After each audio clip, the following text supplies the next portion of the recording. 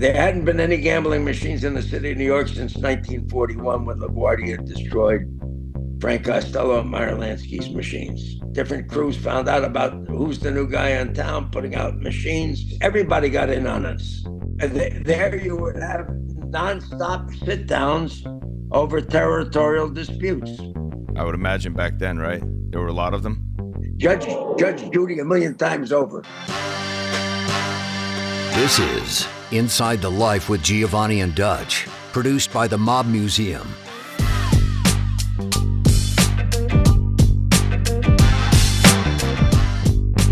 Giovanni, Rocco, and Dutch McAlpin are former police and federal task force operatives. They infiltrated drug cartels, outlaw motorcycle groups, and the mafia. Now, they share their stories, along with others who have gone inside the life. So welcome back to Inside the Life. I'm your host, Giovanni. I'm here with my co-host, Dutch. We're out here in downtown Las Vegas once again, and this week's guest is Myron Sugerman. And Myron is a unique individual. He has a history of coin operation machines. There's way more to him than just a criminal side. He speaks multiple languages. He was able to navigate the globe and set up these relationships with all these other people in other countries. And then, he himself describes solving problems, sitting and mitigating many sit-downs in order to make sure that probably there was less wars and less violence involved around the illegal gambling business. I mean, he had a legitimate side to him and an illegitimate side. Yeah. And Myron, thanks for coming to Inside the Life. We appreciate you being here. My pleasure, guys. Giovanni and Dutch, thank you. I was born in the business, born into that world in 1938, trying to give a balanced picture as far as what the Jewish mob was all about. Going back now in time, of course, people ask the question, what was the relationship between Jews and Italians? And it was a very good relationship after Lucky Luciano combined with Meyer Lansky and the Jewish gangsters to eradicate the old black hand consisting of Joe the Boss Masseria. Can I hold you there for a second? I'm kind of curious about something. Does you're describing the Jewish mafia's relationship with the Italian mafia, and American culture is pretty familiar with the Italian mafia. Does the culture of the Jewish mafia, was it as violent? Did you guys dress and walk and talk the same like as the Albanians or as the Italians or as other mafia groups that have had more media? So what I want to say to you, Dutch, is that actual fact is the Jews might have been even more violent. let's put it this way: the fathers of Murder Incorporated were two Jews and one Italian. It was Lepke Buchalter, Louis Lepke Buchalter, and Jacob Gura Shapiro and Albert Anastasia. It was a combination of Jews and Italians, but most of the shooters, or the majority of the shooters, were Jews that were involved in Murder Incorporated, which was a name that was assigned to by, I think, could have been Walter Winchell, and said that that these were contract killers that worked for the mob. The reason that ultimately there was cooperation between the Jews and the Italians was because the Jews were just as capable and just as violent as the Italians. And ultimately, it was a question of cooperation being superior to competition, and that's what brought the Jews and the Italians together to form the original crime syndicate, and then ultimately the Cosa Nostra. And your dad, in the middle of all this, is able to build this empire of his personal empire. And when does he go into the coin op business? He wasn't the empire builder. He was a visionary in the gaming business. He started out in alcohol, but he was a very close, trusted individual of the mob bosses, meaning Longie, Zwillman, Doc Thatcher, and Meyer Lansky. Meyer Lansky used to come oftentimes with Benny Siegel to Newark, New Jersey. And so my father wasn't all the way up on the top, but he was part of the upper echelon. Ultimately, the original partners in the jukebox and gaming business was my father together with Abe Green and Joseph Doc Thatcher. Now, that's a name that people don't know, And yet, at the same time, he was also on an equal level with Meyer Lansky and with Longie Zwillman. In 1945 or 46, after the war, Doc Thatcher apparently there was an idea to go west and to create an organization in California, but it already existed with Jack Dragna. But Bugsy Siegel, Benny Siegel, Doc Thatcher, Mickey Cohn, they formed the basic leadership, Jewish leadership in California. Doc Thatcher, then after he built the original Moulin Rouge in California, and then when they started the casino business in Vegas, Doc Thatcher went to Vegas and had points in quite a few of the hotels. He was quite a guy. You kind of started. You covered a lot of ground there, and I think Giovanni and I both are really curious. You kind of started, just barely leaned into the jukebox and the gaming business, and a lot of us, that's some old time gaming. Could you kind of talk us through like how that worked, how you guys made money that way, or what was the deal with the gaming? Again, after Prohibition. So we needed a new business. So of course, vending, jukebox, gaming, pinballs, gambling machines, and so forth was a logical sequitur. So what did the fellas do? A lot of them went from Prohibition right into vending, and started to put out music and games and cigarettes and so forth. And in the late 30s and so forth, Meyer Lansky, Frank Costello opened up New York City for slot machines. And they ran slot machines until Fiorello LaGuardia, who was the mayor of the city of New York in 1941, had a disdain for organized crime, and he banned all the slot machines. It's very famous. It's an iconic picture. You can find it in my book. You can find it in Google, where he had all those machines picked up and destroyed. And that was the end of Frank Costello, Meyer Lansky's machines. And in addition to slot machines, he banned pinball machines, which were used for gambling purposes in those days. Kids would hang in candy stores and play pinball for points, and gambling was banned. Actually, the pinball machines, jukebox, and the slot machines were banned. Music, jukeboxes were, of course, a logical accompaniment to the gaming business. Because if you were in a bar operating, you operated the jukebox, you operated the games, and you operated the cigarette machines. So guys went into that particular business. Now, the mainstay of Bally Manufacturing Company, they came up with a game called the Bally Bingo machine, which was a subterfuge pinball machine, but was actually used for gambling purposes. The Gottlieb Manufacturing Company was a pinball manufacturer. It took the case to the United States government, to the Department of Justice. Our pinball machine is strictly an amusement device, where the Bally Bingo pinball machine is a subterfuge gambling device. And they had congressional hearings on it. And eventually, what Robert Kennedy's government did, what his Justice Department did, and what the John Kennedy government did was they actually amended the original 1951 Johnson Slot Machine Act, which banned the interstate shipment of slot machines, to include Bally Bingo machines. And that almost put Bally out of business. Can you describe what the Bally Bingo machine is and how does it operate? It looked exactly like a pinball machine. And it had 25 holes on the play field, and it had on the screen all kinds of bingo cards. You actually played bingo by putting the balls and getting them lined up the same way you would play bingo. Then it would register an amount of free plays, and then the location owner would fade you on the amount of free plays that you had. For example, if you were playing a nickel a game and you won 100 games, you got $5. If you cashed out, you got $5. It was the same thing as a slot machine, except that you didn't have cash payout, except for the state of Nevada. There they ran Bally Bingo machines with cash payout. It was a very addictive game. It was my mainstay of income when I was a kid.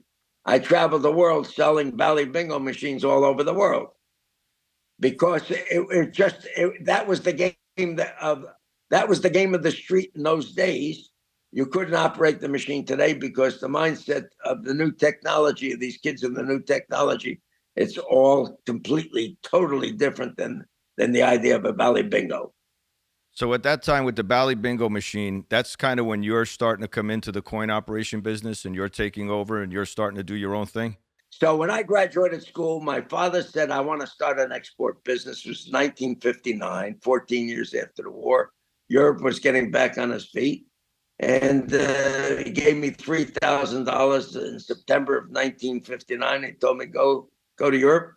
Never come back unless you sell everything that I got in warehouses. We got warehouses of used games. I sold the warehouses over 10 times and 20 times. And then after my father passed away in 1964, I went out on my own.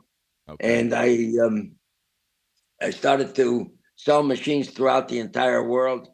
In my 65 years that I've been on the street, I must have hit nearly 65 countries or more in terms of either of doing business, and in many of the countries I basically lived there. Myron, real quick, Myron, on these gambling machines, these pinball machines, you got warehouses and warehouses full of them in the United States that are at this point like no value to you. Is that what I'm understanding? So no, now there was a value, but my father wanted to specifically. There was no problem getting rid of them. But what he wanted to do was he really wanted to go into make it a business, not just have it as we get rid of sell it to the other dealers. He wanted to really make an export business out of it. Okay. Where I would buy up machines from the other dealers, and I would become the exporter.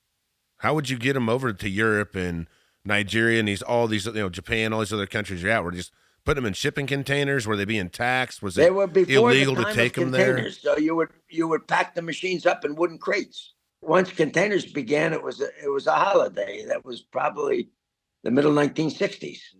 So was it illegal to have those machines in these other countries though, where they get seized in customs and stuff like that? Did you have to sneak them in? Oh my goodness gracious! It depended upon which nations. Well.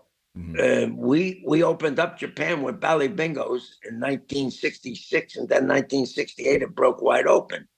And then we started to we went to Europe. We bought up what was called the Rodeman slot machine, which was a German game that hung on walls, and we shipped those to Japan. But at that time, the Japanese authorities interceded, locked up my guy. My guy was Kazuo Nakayama, who was together with the Yakuza, with the Japanese mobsters, but he was an intellect, and they honored him. He was the one that broke wide open illegal gambling in Japan. He got locked up. They put him in jail. He got released. He came out. Then he bankrupted a bank. He opened up letters of credits to me. I was buying up Bally Bingos from Louisiana when the state of Louisiana, Governor Edwards declared them illegal. I shipped 40 containers to Yokohama, went to Vegas, and I was buying up slot machines from Mickey Wyszynski, who was the original Bally distributor in Las Vegas. So now this is the 70s and 80s, right, Myron? The time frame? Is this like late 60s into the 70s? It's in 1972 when I went down to Louisiana, Georgia, Tennessee, South Carolina. In your book, The Last Jewish Gangster, you describe yourself being an international outlaw in the coin-op business, right? So you're in with the Yakuzas now. You have the history of your dad and on the state side with the Italian organized crime. Like, at what point does everybody start reaching out to you and Myron becomes the go-to guy internationally? Well, I was developing a relationship all over the world because I was traveling from country to country and selling product. So in 1970, Meyer Lansky's organization, or guys that were connected with Meyer Lansky, actually, these were the ones that bought out Bally Manufacturing Company, took them out of foreclosure, which is a fantastic story. That was a story that goes back to 1963, when Bally Manufacturing, when Robert Kennedy The government banned the Bally bingo machine and put Bally almost out of business. They went into foreclosure. So the banks in Chicago owned the Bally company at that point. The general manager of Bally Manufacturing Company was Bill O'Donnell, who was very astute, understood the business, called my father, because my father was, together with Jerry Katina and Abe Green, the partners in Bally in the Runyon Sales Company in New Jersey, which was the official distributors for Bally games in New Jersey, New York, and Connecticut. And Bill O'Donnell asked my father to make an appointment for him with Jerry Katina. Jerry Katina was the one that bought out Doc Thatcher, his interest in 1946-47. And he became partners together with my father and Abe Green and Runyon Sales Company. Jerry Katina, I don't know if you fellas recognize that name, but he became the acting boss of the Genovese crime family after Vito Genovese went to prison. And Jerry Katina, probably, in my estimation, without a doubt, was capable of being president of the United States of America. He was the most brilliant, disciplined, as my friend Stevie says, an iron fist and a silk glove. He was an absolutely great administrator of people and had vision and foresight and so forth. When Bill O'Donnell explained to him the circumstances of Bally and the numbers, it took Jerry Katina no more than 2 or 3 hours. He made a few phone calls and collected enough money to buy Bally Manufacturing out of foreclosure. Bill O'Donnell had already been working on Bally Manufacturing. Bill O'Donnell and Bally had been working on a slot machine, which was going to revolutionize the entire industry, the slot machine industry, because it was going to be a slot machine which had the ability to be able to pay out huge amounts of coins. The first game was called the Bally Money Honey 742 model, and Jerry Katina sent Abe Green to Las Vegas, and with the help of Dean Martin, a request to Dean Martin to assist Mr. Green. Abe Green was able to go to the various hotels and to set up test operations of the new Bally slot machine. It just absolutely dominated the business. You're covering so much, and this is awesome and fascinating, but were you traveling to Japan? Were you traveling to Nigeria? Were you traveling to these countries these times and making these personal connections? I'm keeping in mind, you couldn't just send an email. You had to personally probably go to these countries and earn and build relationships. I was in every one of those countries. I was in 65 countries. I lived for a year in Nigeria. Yeah, was that dangerous? Can you tell us just a little bit of detail about those experiences in those countries? I mean, this is pretty groundbreaking at the time. I would imagine it was dangerous. So, actual fact was that I went to Nigeria in October 1970. Bally Manufacturing Company had a company. The guys formed a separate Panamanian company. They were operating in third world nations at the time. And they made a deal with two gangsters from Beirut. And that was a wild year of my life, a fantastic experience operating in the jungles of Nigeria, slot machines. It was absolutely amazing. For all the so-called poverty of Africa, I never saw so much money in my life. But it was just, there was no such thing as bookkeeping. There was whoever collected the money, the thievery that went on every day, it was wild, just a wild, the Wild West experience. And finally, the Arabs bought back the deal from Bally and wanted me to stay in Africa and to run the business for them. And you did? No, I came home and I came back after they bought out. The object in doing business in a foreign country, if you're intending to get, you want to make the serious money, is you want to be the operator. In order to operate, you got to find out who the boss is or the bosses. You just can't go into a country and say, I'm going to, I want to operate and I'm going to start putting machines out. You want to know who the bosses are. You want to make a relationship with them, and you want to make a fair deal with them. Yeah. Did you do that with representation? Did you go boots on the ground to another country, not as Myron Sugerman, but as Myron Sugerman? I'm here represented by this association. Did you let them know that? No, you were I went as back Myron home? Sugerman. Okay. So you established everything and then kind of brought the deals back home to the stateside, where you represented on this side with the Italian organizations? No, when I would go overseas and do overseas business, that was strictly on my own accord. Wow.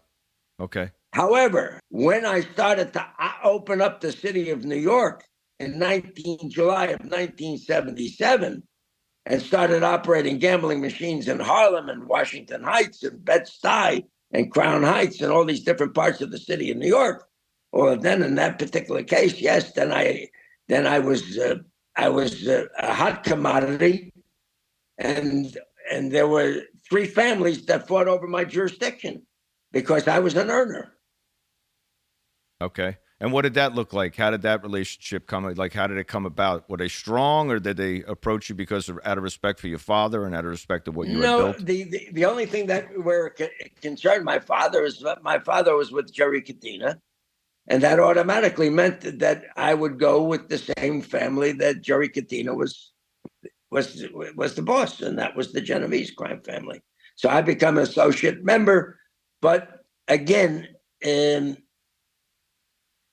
always say that greed kills more men than bullets. Well said. So Yeah. I learned early in life, and probably was a lesson taught to me, obviously a lesson taught to me by my father and by the wise men that surrounded him, that looked to do a fair deal.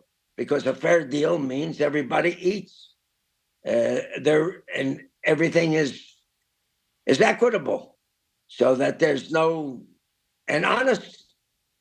It's the old Bob Dylan song that I remember the words from. If you're going to be an outlaw, you better be honest. So Right. As long as you were able to create deals in which there was equity, there was no problem. The problems were when there was thievery and greed. So now you have the international side, you're back in the state side, and you're into the New York industry now. So your machines are going into social clubs and regular legit businesses as well? So in 1977, a couple of old timers came to me and says, do you want to put out gambling machines in the city of New York? There hadn't been any gambling machines in the city of New York since 1941, when LaGuardia destroyed Frank Costello and Meyer Lansky's machines. So I liked the idea, and we started to operate machines. These old timers didn't play it honest. I had a couple of my friends go visit them, and with powers of persuasion told them, give back Mr. Sugerman's machines. They don't belong to you.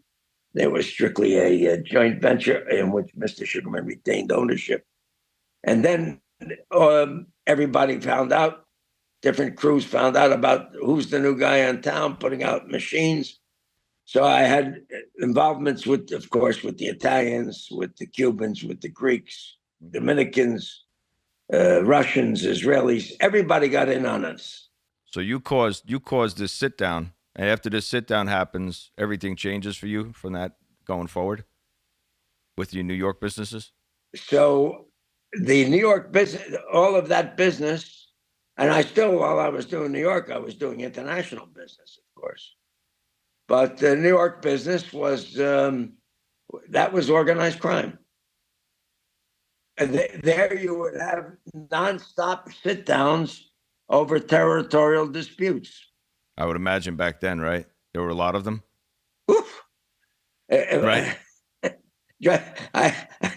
Judge Judy a million times over.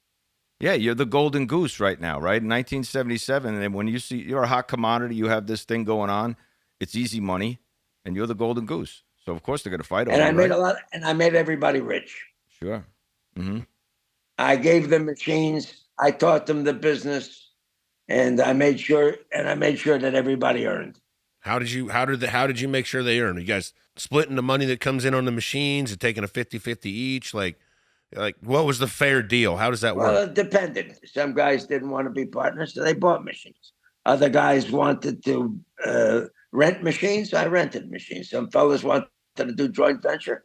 I gave them the machines, and we'd split 50-50. So I got to ask you, how many guys took a shot at you before they had been sat down themselves and told them, leave Myron alone, he's with us?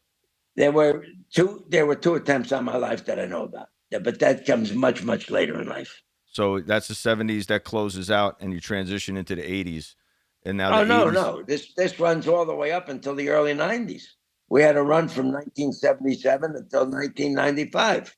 When did you get involved with the Cali cartel and all those guys and doing business with Well, them? I didn't get involved with the Cali cartel, but not at all. That was one business that I would never go into, simply because of moral principles. I would never go into the drug business. However, No, not the drug business. Yeah. I started a business in 1990 with a young fellow by the name of Carlos Quintero. He himself also kept his distance from the Cali cartel. However, they apparently understood that he wanted to keep himself distant in terms of what they were doing. However, you can't be in Cali, Colombia, without some kind of a working relationship or an understanding or cooperation with the Cali cartel.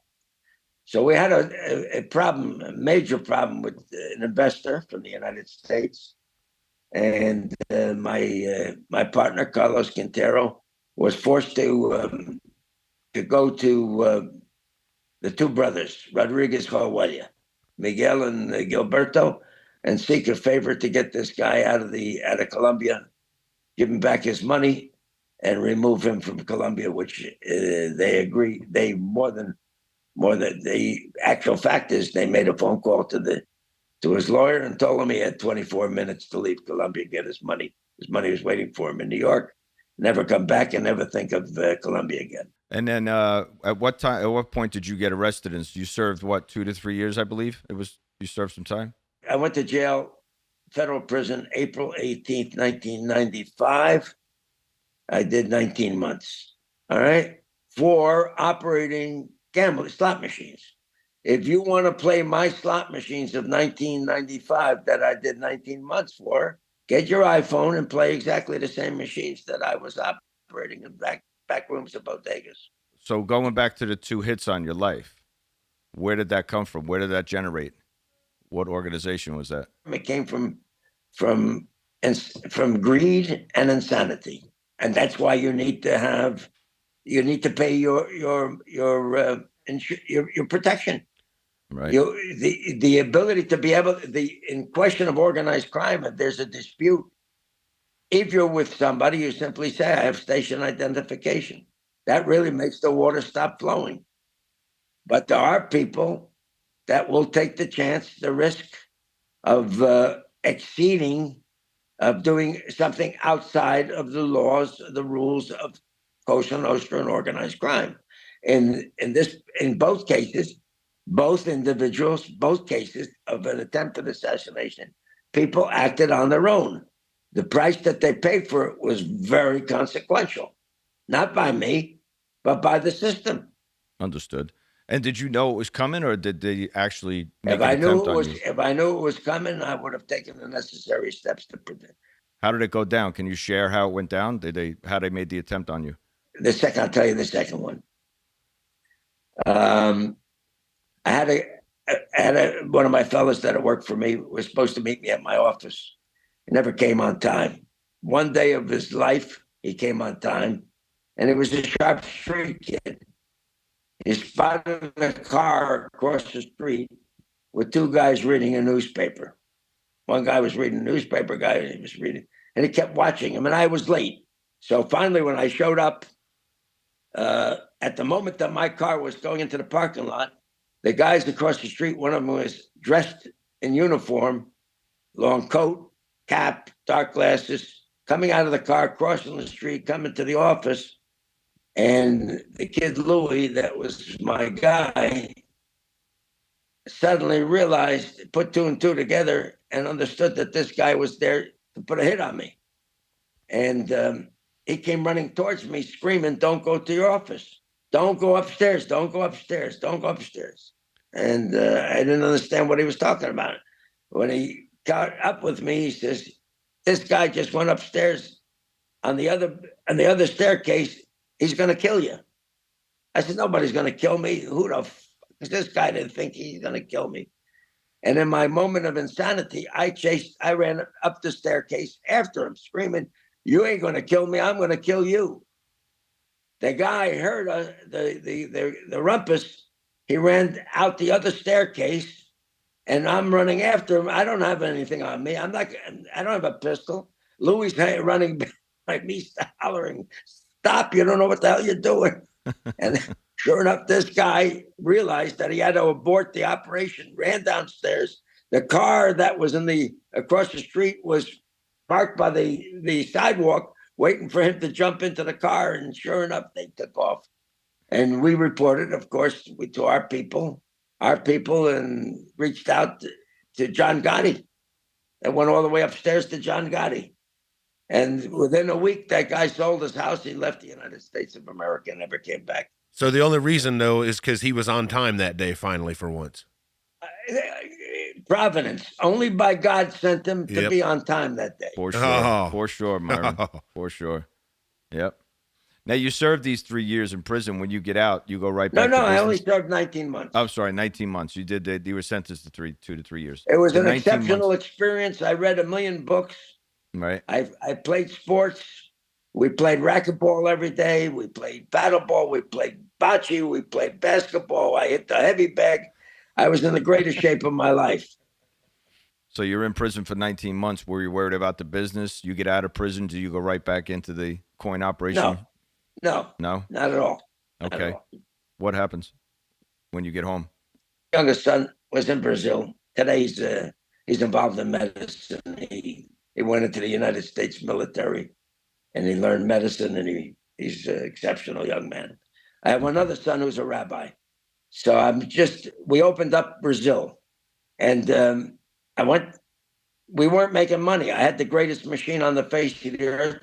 So I asked my guys in Brazil, "Who the hell are we doing business with?" They gave it a name. I said, "What the hell are you wasting your time with this guy? He's useless.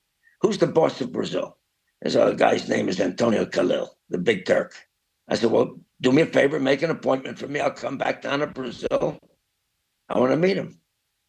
So 3 weeks later, they called me. They told me next week he's going to be in Sao Paulo at the hotel such and such. He's waiting for you for a cup of coffee or breakfast. He's going to invite you for breakfast. I go down to Brazil, and of course, I put on a jacket like I look now, nice, going to meet the big boss. Right. He comes in wearing a pair of flip-flops, pair of shorts, and a Hawaiian shirt. I think it may have cost him $6.50. Sits down, we have a cup of coffee, we talk. Great guy. We talk about, of course, football, gambling. He wants to tell me about young broads. I said, "Okay, this is great stuff." He says, then he turns to me, he says, "What do you want? What are you here for?" I said, "Well, I got the horse machine. I got the exclusive on it." He says, "You the exclusive?" I says, "Yeah." He says, I said, "Here's what I need. I need your protection. I need you give me the locations and make sure that I get an umbrella so when it rains, I don't get wet. I want a roof over my head. I want all my guys to be well protected. I don't want no machines busted. I need your cops, your robbers, your thieves, your drug dealers. I need your judges. I need your politicians. I need full protection. For that, I'm going to give you the lion's share of the income." Man stops drinking his coffee, puts his coffee cup down, looks at me, says, "El gosto de você. I like you." I said, "I like you too." He says, give me a handshake. We never had another discussion on the question of the business. I'd go once a year to visit with them. He lived in Niterói in Brazil, and outside of Rio. It was a fantastic relationship. You're navigating internationally. Do you speak multiple languages? I speak at least a half a dozen languages and get by and then Impressive. 1 or 2 more. Very impressive. Well, impressive because necessity, everything is born a necessity. So how long does that relationship in Brazil last? It lasted until the day he died, even though the business was closed down in 2007 by Lula, who's the current president of Brazil. His brother was involved with drug dealers and all kinds of bad people, and it was becoming a political embarrassment for Lula. So he banned all the machines, banned all the everything he possibly could, locked up these guys and so forth.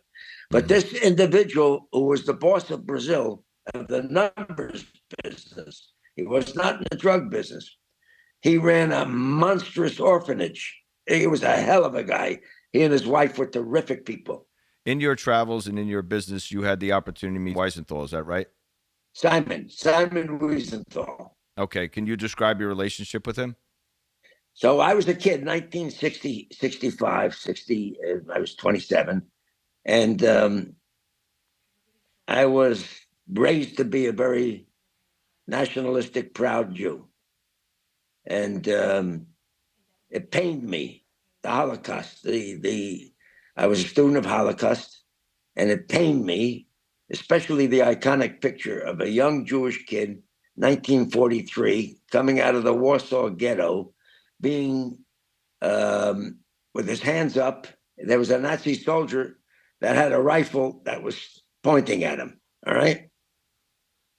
And I said to myself, he's 5 years of age, 1943. In 1943, I'm the same age. All right. I said to myself, he's me, I'm him. If I only by accident of birth, I could have been the one that was coming out of the Warsaw Ghetto. He could have been the kid growing up in Maplewood, New Jersey. I said, somebody's got to redeem for his life. And from that point forward, in 1965, I was in Vienna, Austria, and I had a customer that was an escapee from the Budapest occupation 10 years earlier. And I said, take me to Wiesenthal. He put me in a cab. He sent me to Wiesenthal. I knocked on his door, and the office girl tells me, yes, what can I do? I said, I want to meet Simon Wiesenthal. From that point forward, I became his guy. And every time I would travel all over South America, he would give me assignments to go see people in order to get information with regards to Nazi war criminals in South America. In the 80s, he sent me to, it was the 70s or 80s. I can't really remember anymore. May have been the late 70s, early 80s. I had to go to Asuncion, Paraguay. I was doing business there. The dictator of Paraguay was Alfredo Stroessner, the grandson of Germans, who was protecting Nazi war criminals. And Simon Wiesenthal was particularly interested in the whereabouts of the famous angel of death, Joseph Mengele. Is the name you may or may not know, but he was the crazy, insane, pathological doctor that was doing horrible experiments on live Jews. And I was able to track down the Jews that had information about his whereabouts or a sighting of him in Asuncion, Paraguay. And Simon Wiesenthal came to my rescue on several occasions by sending letters to the judges and saying that Mr. Sugerman was his man in South America in pursuit of Nazi war criminals. And this was more or less the contribution that I felt that I had to do in order to be like my father and his people who fought the American Nazi Party in the 1930s throughout the entire United States of America. That's a tremendous story. It really is. That's a legendary story in itself right there, right? Some of your best work, I would imagine you hang your hat on. I would say it's the best. It's the best of my legacy. Right. I would agree. All the rest is entertainment. Yeah. And educational. Right. Now, as far as the Jewish culture goes, who are some of the most powerful Jewish mobsters you were around or came across in your life? I mean, you said as a young child you were around Meyer Lansky, right? You had exposure to him. Actual fact was he used to come to Newark, but I never remembered him as a kid in Newark. But of course, my father was, together with Abe Green, investors in the Riviera Hotel in Havana, Cuba, 6 months before the revolution, before Castro descended from Sierra Maestra and took over Havana, and throughout all the casino operators. So, but 6 months before, my father and Abe Green were fortunate to find a buyer, only for circumstances that they had sold out their interest and didn't lose their money. But in 1970, I was in Israel. A month before I was supposed to go work for Meyer Lansky's people in Lagos, Nigeria, they had made a joint venture with two Arab gangsters from Beirut, Lebanon, Mohammed Fawaz and Yusuf Haider, two guys that were absolutely the greatest. All right. Anyways, I meet Meyer. I'll tell you that story in a minute. But in 1970, I was in Tel Aviv, Israel, and I was told by Doc Thatcher, show up because we're going to have Shabbat lunch with a friend of mine. So I show up for lunch, and sure enough, there's a big table, a lot of guests, and at the old Sheraton Hotel in Tel Aviv, and who walks in? Meyer Lansky. And I always said, my God, this is unbelievable. I'm 32 years of age. I'm going to go to work for his organization in Lagos, Nigeria. When I told him I'm going to work in Lagos, Nigeria, he said, fine. He didn't even know about it. But he wanted to know about Jerry Katina. Jerry Katina was now the boss of the Genovese crime family. And he had been locked up together with 19 other gangsters in Yardville State Prison in New Jersey as a result of having been subpoenaed to a grand jury, and he refused, together with all the others, to testify, and after being granted immunity, and so they were locked up. Mr. Katina, who I was very close to, in the sense he was a great teacher of life. But the actual fact was that he became my great teacher of life as I became more experienced in the outlaw and the law in the world of the outlaws. Do you remember him having a real fancy looking cigarette case at all? No, because he couldn't smoke in the hotel. It was Shabbos, and Jewish law, you're not allowed to smoke on Sabbath, and it was it would be a disrespect to light up a cigarette on Sabbath. He didn't have a cigarette case. I want to touch on one thing before we move on, but the Dutch had asked you about a certain cigarette case that Meyer Lansky had in his possession back in those days. That's why, because it's on display here at the museum, and we're not sure. I know you've been a guest at the museum before, but down in the underground in a section, we have on display his passport, and we have his very unique cigarette case that was dear to him. That's why Dutch had asked you if you had seen it. I've been at the Mob Museum. The Mob Museum it's a remarkable institution. It really tells a story that needs to be told, that the mob played a significant role in the history of the United States of America, both negative and positive. Yeah, and coming from you, that means a lot, because also in the museum we have that open city display where we have all the old slot machines, and kind of like your Bally Bingos, we don't have any of those on display here at the museum. Interesting, but the Bally Bingo was, that was every mob guy in the United States of America, every guy that was connected ran a bingo machine. You didn't keep any Bally Bingo machines? You don't have any left? You didn't keep any? No, I kept nothing. Right. I kept memories. Yeah. So regards to gambling in Nigeria, did you see a vast cultural difference? No. The human being has a need to gamble. Mm-hmm.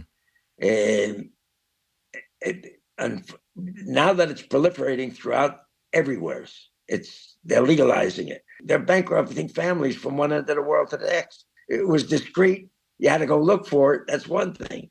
But today they're sticking it right under your nose. You watch it on television. They advertise on television with pretty girls that tell you how you can go broke you're sitting in your own living room on your chaise lounge, on your lazy and whatever it is that you watch television, and you can go and you can play slot machines, you can play roulette, you can play blackjack, you can play this poker, you can play anything you want to play.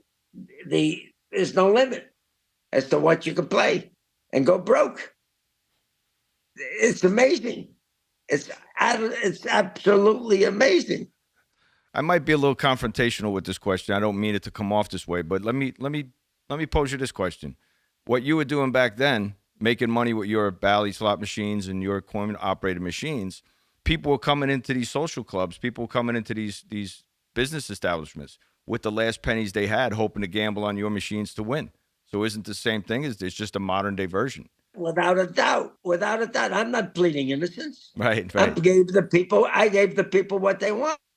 But in this particular case, by legalization throughout every nook and corner of the world, and in your own living room, that's making a little too easier. So now, what are you doing today, Myron? What do you do to stay busy? I continue with some overseas connections, little gambling machines here and there, and so forth. A little money lending, a little of everything, but not too much. I'm basically at this particular point just thankful that when I pick up the morning newspaper and I go to the obituary column, I don't find my picture or my name in there. And so then I tell my wife to make me breakfast. Over your lifetime, you spent some time in Vegas, right? Trips out here for business and for pleasure. Give me two of your favorite places out here in Vegas you like to visit. I took a show in once or twice, but basically I had enough excitement in my life that I didn't need the idea of gambling in order to make my life more exciting. You didn't need any more excitement in your life, Myron. You Not were at living all. a life I had of all excitement. the intellectual, emotional, stress, the challenges, mental challenges that the gambling, for me was just simply, okay, give the people what they want. It's a business. And I would imagine you look back. I mean, a lot of this is documented in your book, The Last Jewish Gangster, right? And it's from from Meyer to Myron, right? From Meyer to Myron. Okay. And a lot of these stories, or they shared with us today, are in the book? So they're in the book. And the actual fact is I could write another 20 or 30 books because I had so many different stories in so many different places of the world. And lessons, life lessons to be learned from it. Absolutely. You've lived a tremendous life. I mean, you have such a history, and that your ability to share with us and your ability to be so articulate with you're so specific and the life that you lived and recalling your father's life. It's been a tremendous journey with you. So any nuggets you want to share with us before you go? One of the wisdoms that I used to listen, the guy that was my guy in the streets of New York, New Jersey, his name was Louis Gatto. They called him Louis Red, some called him Louis Streaky. He used to say like this, that everything but principle leaves this earth, which I think about it almost every day, that we take nothing with us. The only thing that we leave behind is the wisdom that we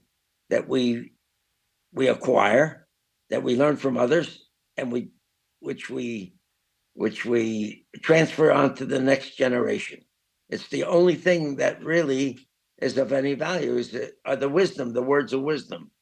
The other thing I think about often is that right without might is useless. But right together with might is meaningful. You can be right all day long, but if you don't have strength behind you, you have nothing. All right? Well said. If you are right, you need to have strength behind you in order to be able to make sure that it has meaning. There you go. That's it. True gentleman. Well, we got to wrap. We're running out of time, Myron. I could sit here, and I know, Dutch, we could sit here for a week and just talk to you about stories. Without a doubt. It was a pleasure to talk to you fellas. It really was. Thank you. For behind-the-scenes photos, merchandise, and exclusive content, visit InsideTheLife.org. Rate, review, and subscribe wherever you get podcasts.